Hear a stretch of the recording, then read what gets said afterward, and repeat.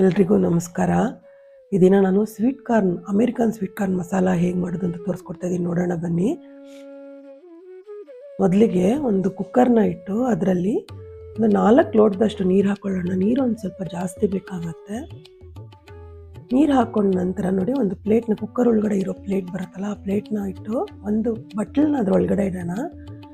ಬಟ್ಲ ಮೇಲೆ ತೂತ್ ಬಟ್ಲು ಇರುತ್ತಲ್ಲ, ಆ ತೂತ್ ಬಟ್ಲನ್ನ ಇಟ್ಕೊಂಡು ಅದರಲ್ಲಿ ತೊಳೆದಿಟ್ಕೊಂಡಿರೋ ಅಂಥ 1 ಕಪ್ಪಷ್ಟು ಸ್ವೀಟ್ ಕಾರ್ನ ಹಾಕೊಳ್ಳೋಣ. ಸ್ವೀಟ್ ಕಾರ್ನ ನಾವು ನೀರು ಹಾಕಿ ಬೇಯಿಸಬಾರ್ದು, ಬದಲಿಗೆ ಆವಿಯಲ್ಲಿ ಕುಕ್ಕರಲ್ಲಿ ಈ ರೀತಿ ಬೇಯಿಸ್ಕೋಬೇಕಾಗತ್ತೆ. ಇವಾಗ ಇದನ್ನು ಲಿಡ್ನ ಮುಚ್ಚಿ 15ರಿಂದ 20 ನಿಮಿಷ ಬೇಯಿಸ್ಕೋಬೇಕಾಗತ್ತೆ. ನಾವು ಈ ಬೇಯಿಸ್ಕೊಳ್ಳೋಂಥ ಸಂದರ್ಭದಲ್ಲಿ ಫ್ಲೇಮ್ನ ಒಂದು ಸ್ವಲ್ಪ ಚಿಕ್ಕದು ಮಾಡ್ಬೋದು ಅಥವಾ ದೊಡ್ಡದು ಮಾಡಿ ನೋಡಿಕೊಂಡು 15ರಿಂದ 20 ನಿಮಿಷ ಬೇಯಿಸ್ಕೋಬೇಕಾಗತ್ತೆ.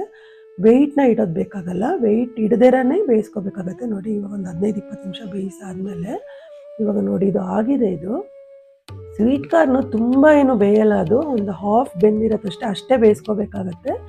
ಇವಾಗ ಇದನ್ನು ಸೈಡ್ಗೆ ಇಟ್ಕೊಳ್ಳೋಣ. ನೋಡಿ, ಇವಾಗ ಇದಕ್ಕೆ ಮಸಾಲೆ ಮಾಡ್ಕೋಬೇಕಾಗತ್ತೆ. ಇದು ಬೆಂದಿರೋದನ್ನ ಇವಾಗ ಸೈಡ್ಗೆ ಇಟ್ಕೊಳ್ಳೋಣ. ಇವಾಗ ನಾವು ಒಲೆ ಮೇಲೆ ಬಾಣಲಿಲಿ ಇಟ್ಟು ಬಾಣಲಿ ಬಿಸಿಯಾದ ನಂತರ 1 ಟೀ ಸ್ಪೂನಷ್ಟು ಬೆಣ್ಣೆನ ಮೊದಲಿಗೆ ನಾನು ಹಾಕ್ಕೊಳ್ತಾ ಇದ್ದೀನಿ. ಬೆಣ್ಣೆ ಸ್ವಲ್ಪ ಕರಗಿಸ್ಕೊಳ್ಳೋಣ. ಇದು ನೀವು ಯಾವ ಮೆಜರ್ಮೆಂಟ್ ಸ್ವೀಟ್ ಕಾರ್ನ್ ತೊಗೊಂಡಿರ್ತೀರೋ ಅದಕ್ಕೆ ತಕ್ಕನಂಗೆ ಬೆಣ್ಣೆ, ಖಾರ ಎಲ್ಲ ಹಾಕೋಬೋದು. ನಾನಿಲ್ಲಿ ಮಾಡಿ ಮಸಾಲ ತೋರಿಸ್ತಾ ಇರೋದು ಅಚ್ಚಮೆಣಸಿನ ಪುಡಿ ಅಂತಾರಲ್ಲ, ಖಾರ ಪುಡಿ, ಅದ್ರದ್ದು ಮಸಾಲ. ಇವಾಗ ನಾನು ಈ ಬೆಣ್ಣೆ ಕರಗಿದ ಮೇಲೆ 1 ಟೀ ಸ್ಪೂನಷ್ಟು ಖಾರ ಪುಡಿನ ಇದಕ್ಕೆ ಹಾಕೋತಾ ಇದ್ದೀನಿ.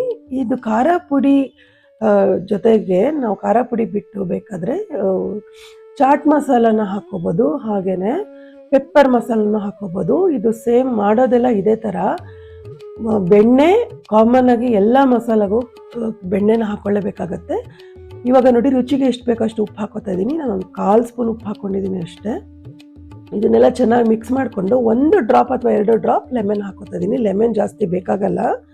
ಎಲ್ಲವನ್ನ ಚೆನ್ನಾಗಿ ಮಿಕ್ಸ್ ಮಾಡಿಕೊಂಡು ಇವಾಗ ಇದಕ್ಕೆ ನಾವು ಬೇಯಿಸಿಟ್ಕೊಂಡಿರೋ ಅಂಥ ಸ್ವೀಟ್ ಕಾರ್ನನ್ನು ಹಾಕಿ ಮಿಕ್ಸ್ ಮಾಡ್ಕೊಳ್ಳೋಣ. ಚೆನ್ನಾಗಿ ಮಿಕ್ಸ್ ಮಾಡಿಕೊಂಡ್ರೆ American sweet corn masala ready ಆಗುತ್ತೆ. ಇದರಲ್ಲಿ ನೀವು ಯಾವ್ದು ಬೇಕಾದರೂ ಚಾಟ್ ಮಸಾಲಾನ ಈ ಥರನೇ ಮಾಡ್ಕೋಬೋದು, ಅಥವಾ ಪೆಪ್ಪರ್ ಮಸಾಲಾನ ಈ ಥರನೇ ಮಾಡ್ಕೋಬೋದು. ನಾನು ಇದರಲ್ಲಿ ತೋರಿಸ್ತಾ ಇರೋದು ಖಾರ ಪುಡಿ ಹಾಕಿರುವಂಥ ಮಸಾಲ. ತುಂಬಾ ಟೇಸ್ಟಿಯಾಗಿರುತ್ತೆ, ತುಂಬಾ ಈಸಿ. ನಾವು ಹೊರಗಡೆ ಮಾರೋದನ್ನು ನೋಡ್ತಿರ್ತೀವಿ, ಎಷ್ಟು ಕಾಸ್ಟ್ಲಿಯಾಗಿರುತ್ತೆ. ಈ ಥರ ಮನೆಯಲ್ಲಿ ಮಾಡ್ಕೊಂಡು ತಿನ್ನೋದ್ರಿಂದ ತುಂಬ ರುಚಿಯಾಗೂ ಇರುತ್ತೆ, ಆರೋಗ್ಯಕ್ಕೂ ಒಳ್ಳೆಯದು. ಹಾಗೆ ನಮಗೆ ಬೇಕಾದ ರೀತಿಯಲ್ಲಿ ಬೇಕಾದ ಮಸಾಲ, ಚಾಟ್ ಮಸಾಲ ಅಥವಾ ಖಾರ ಪುಡಿ ಮಸಾಲ ಅಥವಾ ಪೆಪ್ಪರ್ ಮಸಾಲಾನ ನಾವು ಯೂಸ್ ಮಾಡಿ ಮಾಡ್ಕೋಬೋದು. ನೋಡಿ, ತುಂಬ ಚೆನ್ನಾಗೇ ಆಗಿದೆ, ಕಲರ್ಫುಲ್ ಆಗಿದೆ. ನನ್ನ ವಿಡಿಯೋನ ಇಲ್ಲಿಗೆ ಎಂಡ್ ಮಾಡ್ತಾ ಇದ್ದೀನಿ. ಧನ್ಯವಾದಗಳು.